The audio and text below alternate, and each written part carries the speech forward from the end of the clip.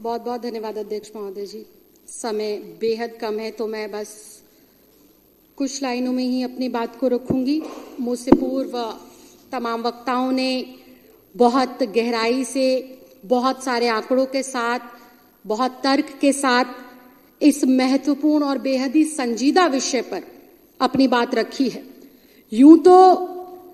पूरे देश के अंदर और पूरी दुनिया के अंदर इस कुकृत्य की चर्चा पिछले 1.5 साल से चल रही है कि किस प्रकार से देश के संविधान की आस्था पर और संवैधानिक संस्थाओं पर निरंतर चोट कर कर कुछ संकीर्ण मानसिकता के लोग, कुछ छोटी सोच के लोग बार बार इस बात का परिचय दे रहे हैं कि उनको सिर्फ और सिर्फ एक बात समझ आती है, एक शब्द समझ आता है, वो है तानाशाही। लेकिन डॉक्टर भीमराव अंबेडकर जी के द्वारा लिखे गए संविधान और हजारों हजार क्रांतिकारियों के बलिदान की वजह से जो हमारे भारत देश को गौरव प्राप्त हुआ है लोकतंत्र में, उस लोकतंत्र के अंदर इन लोगों के तानाशाही वाले मंसूबे तो दूर की बात है, इस शब्द के लिए भी कोई जगह नहीं। अध्यक्ष जी, कहावत है, जैसा खाओगे अन्न वैसा होगा मन, और जैसे होंगे संस्कार वैसे होंगे आपके आचार विचार। तो अध्यक्ष जी, जब मैं संस्कारों की बात कर रही हूं तो मुझे बहुत ही भारी मन से ये कहना पड़ रहा है कि जिस पार्टी की सरकार आज देश के केंद्र में है और देश के 22 राज्यों में है, उस पार्टी का जन्म ही दंगों से, लोगों को डरा धमकाकर वोट लेने से ही हुआ है। और वो डरा धमकाकर दंगों से सरकार बनाकर जो प्रधानमंत्री के तौर पर बैठे हैं, उस चौथी पास राजा की संकीर्ण मानसिकता से सिर्फ और सिर्फ हम लोग इसी बात की उम्मीद कर सकते हैं कि उनके अंदर सिर्फ और सिर्फ ईर्ष्या है, ग्लानि है और हर वक्त दूसरे के साथ परस्पर जो है कंपटीशन, काम के दम पर जीतने की भावना नहीं है। उनको कैसे नीचा दिखाकर आगे बढ़ा जा सके, ये भावना निरंतर उनके अंदर पलती है, बढ़ती है। जब कोई पार्टी दंगों के दम पर, वोटों की चोरी कर कर, वोटों की खरीद फरोख्त कर कर, सरकारों को रातों रात तोड़कर, विधायकों को डरा धमकाकर अस्तित्व में आती है, तो उनका गृह मंत्री तड़ी पार होगा, ये बिल्कुल साफ है और नामजद है। ये मेरा दल या कोई और नहीं कहता, ये चुनाव के माध्यम से कही हुई बातें नहीं है, ये तो भारत की न्याय व्यवस्था के माध्यम से न्यायालयों के अंदर सत्यापित बात है। और जब आपकी मानसिकता इतनी संकीर्ण होगी, जब आप अनपढ़ता का परिचय देंगे, जब आप गुंडागर्दी का परिचय देंगे, तो निश्चित तौर पर यह बिल्कुल साफ हो जाता है कि एक पढ़े लिखे, एक प्रभावशाली, एक IITN से एक ऐसा व्यक्ति जो सब कुछ निछावर करता आया है मां भारती के लिए और दिल्ली वासियों के लिए, तो उससे मोदी जी को डर लगना लाजमी है। और ये बात कहना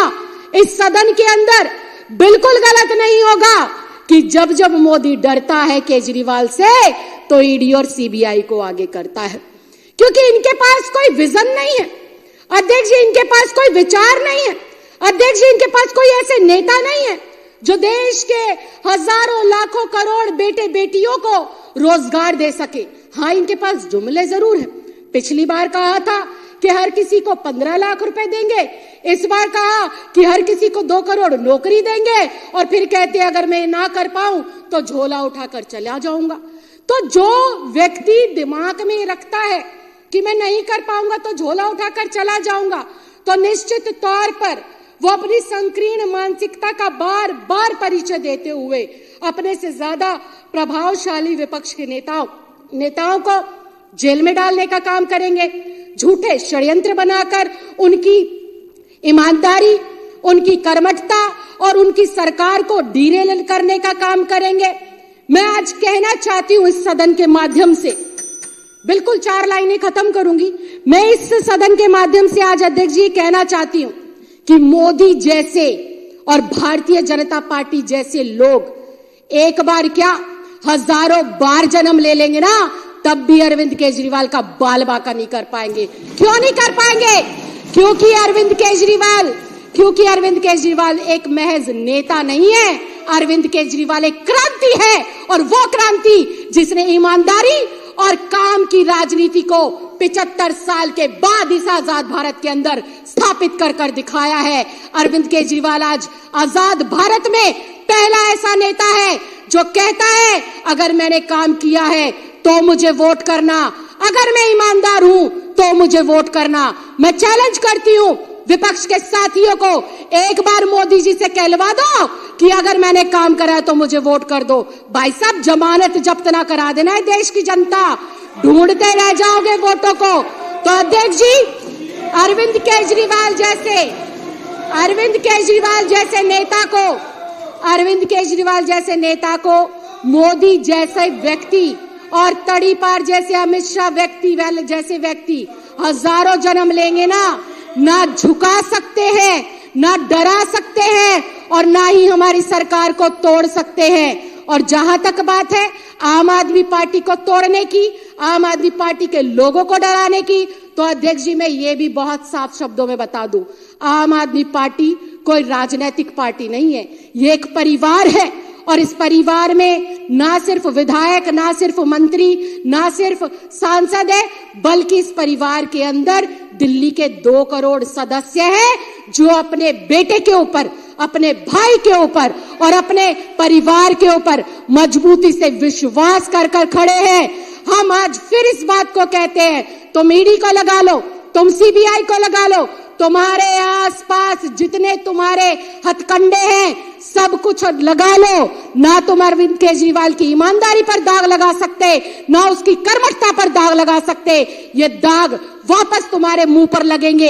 हेमंत बिश्व शर्मा के रूप में लगेंगे आपके मुंह पर ये दाग आकर, शुभेंद्र अधिकारी के तौर पर तुम्हारे मुंह पर ये दाग आकर लगेंगे, जो नर्मदा घोटाला हुआ उसके नाम पर, और मोदी सरकार और ईडी के दुरुपयोग की वजह से ना विपक्ष खत्म हो सकता है, ना विपक्ष खत्म होगा। आने वाले समय के अंदर आप देखिए, अभी तुम्हारी बैसाखी की सरकार चलती है केंद्र में 2 बाबुओं के दम पर। वो बाबू जिस दिन अपना सहारा हटा लेंगे तो हमारे जो चौथी पास राजा है वो कुर्सी से नीचे गिरेंगे और संविधान की जय जयकार होती रही है। तो अध्यक्ष जी, मैं सिर्फ इतना कहना चाहती हूं, आज तक जितनी भी सरकारों ने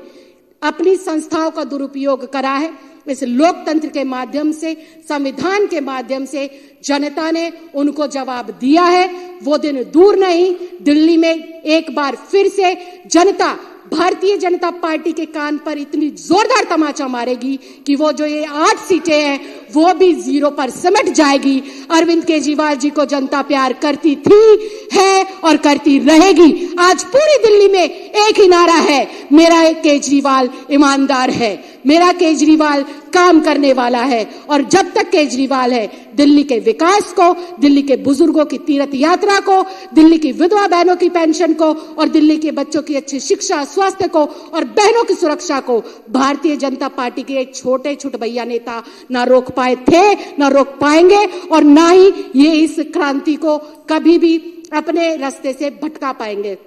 अध्यक्ष जी, आपने मुझे इतने कम समय में मेरे शब्दों को रखने का मौका दिया, बहुत महत्वपूर्ण विषय पर बोलने का मौका दिया। मैं चाहती हूं कि इस विषय को आज से और अभी से हम लोग इतनी गहराई से जन जन में पहुंचाएं कि वोट लेने के लिए किस प्रकार से कामचोर लोग एक काम करने वाले नेता की छवि को धूमिल करने का असफल प्रयास करते हैं। ये इस प्रयास में भी असफल रहे और चुनाव में भी 100% असफल रहेंगे। 70 की 70 सीटें केजरीवाल को, अपने बेटे को, अपने भाई को दिल्ली की जनता देकर रहेगी। बहुत बहुत धन्यवाद, बहुत बहुत आभार। जय हिंद, जय भारत।